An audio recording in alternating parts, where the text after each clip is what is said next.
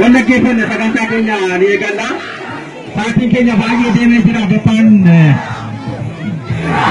Bokkaanii gidduutti nu jeeqee jira waan ta'eef nu jeeqees jennu bokkaan jiidha keenyadha. Qabbana itti gammanna. Haa ta'u malee keessummoonni keenya bakka nu qabatanii jiru waan ta'eef sagantaa keenya itti galla.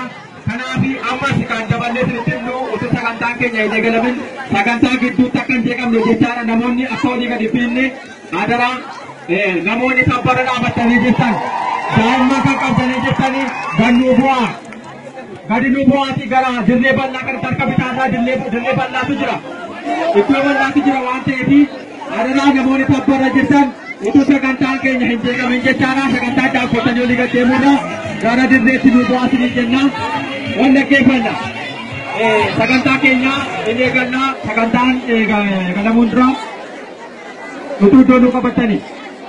Ishi kabajamoo obbo Tasammaa Ittafaa bulchaa bulchiinsa aanaa Daarimu kabajamoo obbo Taasoo Asaffaa itti gaafatamaa waajjira ODP aanaa Daarimu kabajamoo Jaal Fatansaa Iluu gidduu keenyatti kan argaman akkasumas